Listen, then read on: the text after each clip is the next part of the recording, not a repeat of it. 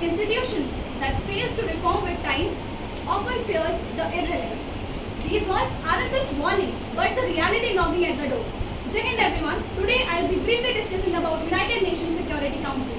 United Nations Security Council is one of the 6 principal organs of the UN.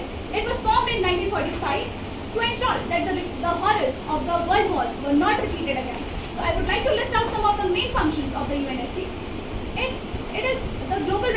It holds a global responsibility in peacekeeping. It deploys peacekeeping forces to certain areas. It can also authorize the military actions whenever it is necessary, as well as it can also lay down the economic sanctions on the country. While it checks the nuclear race and the armament race among the countries, it also take care of the terrorism and cyber warfare.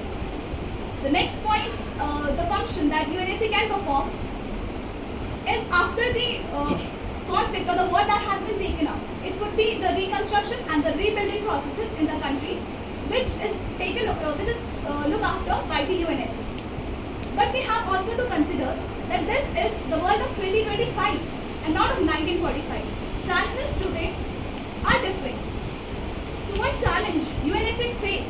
It's not because of the lack of intent with UNSC, but because of the lack of the outdated structures which UNSC is having, as well as the calculus of the few.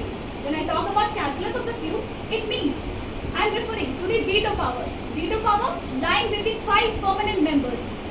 They are China, Russia, UK, US and France.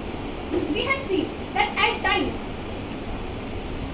for example in Ukraine, Syria and Gaza, we have evidently witnessed that the geopolitical benefits of these 5 member nations have repeatedly overridden the humanitarian crisis in such grave situations, and that has really raised a question on the credibility of UNSC. The next point is about the representation of the few. It has kept out the countries like India, South Africa, Brazil and Japan from its permanent chairmanship. India has a proven record as a global voice of the South, as well as we support multilateralism as well.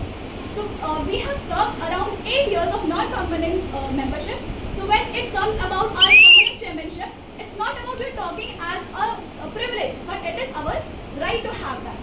So if UNSC have to stay relevant in today's world, it must see that it should represent the real power, real representation. Because if a organization that is not representing 1.4 billion people of Indians, 1.2 billion Africans, as well as the Latin American people, that will definitely fear being a rebel. Thank you.